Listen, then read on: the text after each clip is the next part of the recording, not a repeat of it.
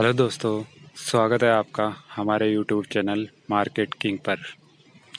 तो दोस्तों, आज हम कुछ स्टॉक मार्केट बेसिक्स के बारे में बात करेंगे और कुछ नया सीखेंगे। तो चलिए शुरू करते हैं। Stock market for beginners. Share बाज़ार।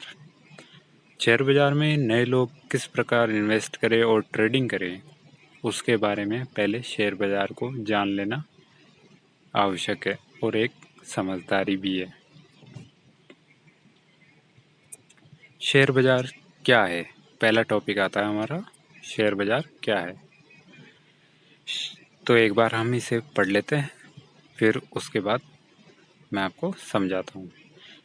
शेयर का मतलब होता है हिस्सा। बाज़ार उस जगह को कहते हैं जहाँ आप खरीद बिक्री कर सके। अगर शाब्दिक अर्थ में कहें तो शेयर बाज़ार किसी सूचीबद्ध कंपनी में हिस्सेदारी खरीदने बेचने की जगह है। भारत में बॉम्बे स्टॉक एक्सचेंज और नेशनल स्टॉक एक्सचेंज नाम के दो प्रमुख शेयर बाजार हैं। तो पढ़ लिया। तो दोस्तों, अब मैं आपको इस एक्सप्लेन करता हूँ। शेयर का मतलब होता है हिस्सा, यानी पार्ट। बाजार उस जगह को कहते हैं जहाँ आप बाय और सेल कर सकते हैं। तो सीधा सीधा अर्थ है कि स्टॉक मार्केट यानी कि शेयर बाजार के अंदर शेयर्स की बाय और सेलिंग होती है, यानी खरीदी और बिक्री होती है। और सूचीबद्ध कंपनी कौन सी होती है? जो मार्केट में गवर्नमेंट ऑर्डर्स या गवर्नमेंट डॉक्यूमेंट्स के तहत लिस्टेड होती है। भारत में बॉम्बे स्टॉक एक्सचेंज और नेशनल स्टॉक एक्सचेंज दो है, जिसे हम बीएससी और एनएससी के नाम से भी जानते हैं। ये दो एक्सचेंज हमें बाय और सेल करने के राइट्स, अधिकार प्रदान करते हैं।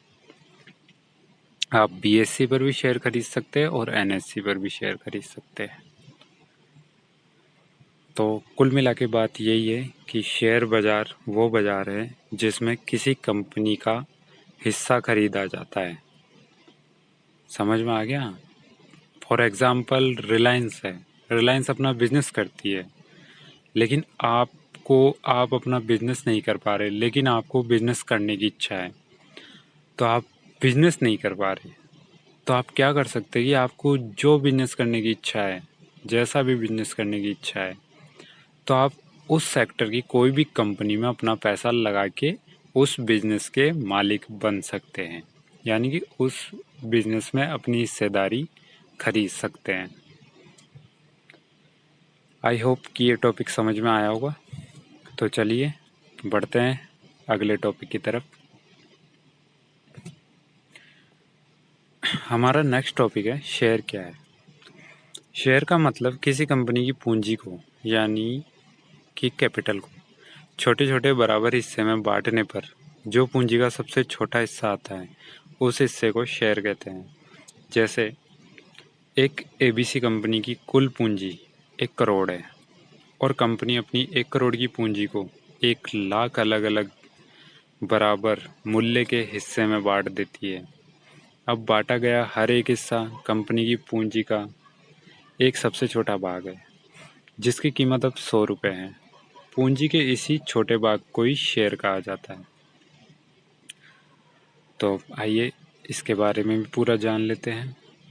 शेयर शेयर वो होता है जो कंपनी होती है ना, कि भाई XYZ कितने रुपए की कंपनी है, कि मार्केट में इसकी वैल्यू कितने की है। जैसे मान लो कोई कंपनी है 1 करोड़ की, उसकी टोटल वैल्यू है 1 करोड़ रुपए, और उसे अब मार्केट में लिस्ट होना है, यानी कि मार्केट में आना है। तो वो क्या करती है, पब्लिक को पैसा नहीं देकर शेयर देना चाहती है, कि आप हमें पैसे दो, हम आपको शेयर देंगे। तो कंपनी क्या करती है कि कंपनी 1 करोड़ रुपए के टुकड़े करती है। तो सपोज 1 लाख से टुकड़े करेगी कि उसको 1 लाख टुकड़ों में बांटना है। तो 1 करोड़ डिवाइडेड बाय 1 लाख, यानी कि 1 करोड़ में 1 लाख का भाग दे दीजिए तो 100 आएगा। यानी कि जो सबसे छोटा हिस्सा होगा ना, एक शेयर, उसकी कीमत हो जाएगी 100 रुपये। तो वो एक शेयर 100 रुपये का मार्केट में मिलेगा आपको। इसी प्रकार अगर कोई 10 करोड़ की कंपनी होगी तो 1 लाख का भाग दे दीजिए तो उसकी वैल्यू आ जाएगी 1000 रुपये। अब उस शेयर की प्राइस होगी 1000 रुपये, क्योंकि 1000वां हिस्सा है ना वो उसका, इसलिए। तो अब इसके अंदर क्या होता है, कैसे कंपनी की शेयर प्राइस बढ़ती है, कंपनी की प्राइस बढ़ती है। मान लो ये 100 रुपये का शेयर है, अब ये कंपनी के अच्छे प्रॉफिट देने की वजह से, अच्छी ग्रोथ करने की वजह से ये 100 रुपये बढ़ के पहुँच गए 110 रुपये पर। तो जो कंपनी की वैल्यू थी 1 करोड़, वो हो जाएगी 1 करोड़ 10 लाख। यानी कि 1 लाख टुकड़े किए थे ना, तो हर टुकड़े पर 10 रुपया बढ़ाए, तो 1 लाख टुकड़े पर हो गए 10 लाख। तो टोटल वैल्यू हो गई 1 करोड़ 10 लाख। और इसी प्रकार से अगर शेयर प्राइस 100 रुपये से घट के 90 रुपये आ गई, किसी भी कारण से XYZ रिजल्ट खराब आए, प्रॉफिट नहीं हो रहा कंपनी को, तो 90 रुपये आ गई, तो अब कंपनी की वैल्यू कितनी हो जाएगी, 1 करोड़ से घटकर 90 लाख की कंपनी हो जाएगी। तो यही शेयर होता है जो कंपनी का सबसे छोटा हिस्सा होता है टोटल वैल्यू का। एक्चुअली कुछ कंपनी होती है जो कि बड़े कैपिटल की होती है, वो पूरा कैपिटल शेयर में नहीं बांट के कुछ हिस्सा रिजर्व में रख लेती है, ताकि वो बुरे समय में रिजर्व का पैसा होता है वो उनको काम आ सके। आई होप कि ये समझ में आ गया होगा आपको। तो चलिए बढ़ते हैं अब नेक्स्ट टॉपिक की तरफ। हमारा नेक्स्ट टॉपिक है, कोई कंपनी BSE NSE में कैसे लिस्ट होती है। हाँ, ये भी है कि लिस्ट कैसे होती है, तो चलिए पढ़ते हैं एक बारी से। शेयर बाजार में लिस्ट होने के लिए कंपनी को शेयर बाजार से लिखित समझौता करना पड़ता है।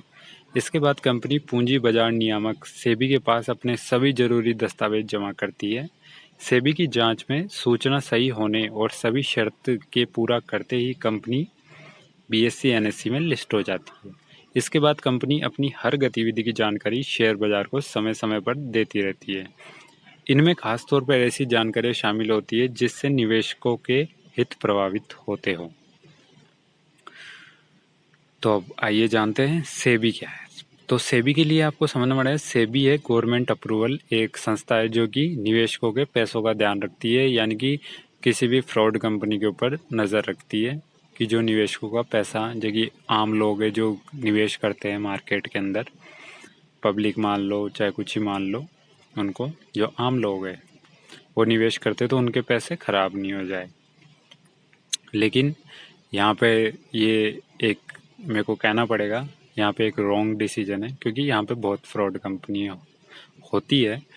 कुछ टॉप लेवल की आपको टॉप 100 या टॉप 200 कंपनी मिलेगी जो सही होगी। तो इसके अंदर क्या करते हैं, वो एक लिखित समझौता करते हैं, जैसे कंपनी की पूरा बायोडाटा, 4-5 साल का कंपनी का रिकॉर्ड, जिसके अंदर कंपनी की ग्रोथ, कंपनी के प्रॉफिट्स वगैरह, कंपनी की एनुअल इनकम, कंपनी के एनुअल प्रॉफिट, कंपनी के क्वार्टरली, 3 महीने के, 6 महीने के प्रॉफिट्स किस हिसाब से हो रहे हैं। तो पिछला जो 5 साल का डाटा होता है वो सेबी के पास जमा कराना पड़ता है। 5-4 जितने भी साल का डाटा है, जितने भी साल से कंपनी मार्केट में है, तो वो पहले सेबी के पास जमा कराती है। फिर सेबी उसकी जांच करती है कि ये कंपनी सही है या गलत है। फिर अगर वो सही हो जाती है, कंपनी उसके पैमाने पर खरी उतरती है, तो सेबी उसे अप्रूवल दे देता है कि वो अपनी कंपनी लिस्ट कर सकते हैं। और ये कोई दिक्कत नहीं है कि कंपनी एक ही एक्सचेंज पे लिस्ट हो, कंपनी BSE NSE दोनों पर भी हो सकती है। एक ही कंपनी दोनों इस एक्सचेंज पर भी लिस्ट हो जाती है। और गतिविधि की जानकारी समय समय पर देती है, वो ये देती है कि हर 3 महीने में रिजल्ट आता है, तो रिजल्ट की जानकारी, कंपनी में कोई इंटरनल इशू आ रहे हैं या कंपनी में कोई खराबी हो गई है, कंपनी में कुछ भी दिक्कत आती है, तो उसकी जानकारी सेबी को देनी पड़ती है, जिससे कि इन्वेस्टर्स को पता चल सके और वो अपना पैसा सेफ निकाल सके या डाल सके। अच्छी जानकारी हो चाहे बुरी जानकारी हो, हर जानकारी कंपनी को सेबी को देनी पड़ती है। आई होप कि ये समझ में आया होगा आपको, और अगर नहीं समझ में आया तो नीचे लिख के कमेंट में बता सकते हैं। तो चलिए नेक्स्ट टॉपिक, और आज का लास्ट टॉपिक, क्योंकि ये पार्ट 1 है अभी तक, तो नेक्स्ट टॉपिक हम पढ़ते हैं, क्या होता है डीमैट अकाउंट। यानी कि डीमैट खाता। एक बार पढ़ लेते हैं। सेबी के दिशा निर्देश के अनुसार डीमैट को छोड़कर किसी अन्य रूप में शेयरों को बेचा या खरीदा नहीं जा सकता है। इसलिए अगर आपको शेयर बाजार से स्टॉक खरीदना है या बेचना हो तो आपके पास डीमैट खाता होना अनिवार्य है। एक खाता जहां कोई अपने शेयर रख सकता है और उसकी सुरक्षा इलेक्ट्रॉनिक तरीके से होती है, उसे डीमैट खाता कहते हैं। अगर आपको भारत में शेयर बाजार से शेयर खरीदना या बेचना हो तो डीमैट खाता अनिवार्य है। इसके अलावा अगर आपको अपने शेयरों को इनिशियल पब्लिक ऑफरिंग IPO में लागू करना है तो भी आपके पास डीमैट खाता होना जरूरी है। तो दोस्तों आइए हम बात करते हैं डीमैट खाते की। डीमैट खाता दोस्तों एक अकाउंट होता है, जैसे बैंक अकाउंट्स होते हैं वैसे एक डीमैट अकाउंट होता है जिसमें हम हर कंपनी को देख सकते हैं, हर कंपनी के अंदर ट्रेड कर सकते हैं, हर कंपनी के अंदर इन्वेस्ट कर सकते हैं। तो ये डीमैट अकाउंट काफ़ी ब्रोकर लोग, बैंक्स वगैरह सब इशू करते हैं और अकाउंट ओपन आप वहाँ से करवा सकते हैं। तो मेरी नज़र में जो टॉप 10 में टॉप फर्स्ट नंबर पर है जीरोधा है, जिसमें आपको डिलीवरी पे 0% चार्ज है कि आप अगर आज शेयर खरीदोगे, अगर 10 साल बाद बेचना चाहोगे तो आपको 0 रुपये देने पड़ेंगे। चाहे आप 2 दिन बाद बेचोगे उस शेयर को तो आपको डिलीवरी चार्ज 0 रुपये लगेगा। और ट्रेडिंग पे जीरोधा के अंदर 40 रुपये हैं पर लॉट। अभी ये लॉट क्या है ये आगे बात करेंगे। तो अभी डीमैट अकाउंट ओपन करवाना पड़ता है हमें स्टॉक मार्केट में निवेश करने के लिए या ट्रेडिंग करने के लिए। तो हमारे यहाँ लिंक दिया हुआ है डिस्क्रिप्शन में, तो आप वहाँ से भी अकाउंट ओपन करवा सकते हैं। तो दोस्तों कैसा लगा आपको ये वीडियो? अगर आपको अच्छा लगा वीडियो, अगर आप इसका पार्ट 2 चाहते हैं तो please like, subscribe and share this video, ताकि हम भी आपके लिए रोज़ स्टॉक मार्केट से रिलेटेड वीडियो लाते रहें। और हाँ, डेली जो भी अगर स्टॉक मार्केट में काम कर रहा है पहले से, तो उनको एक बात बता दूं, यहाँ पे सपोर्ट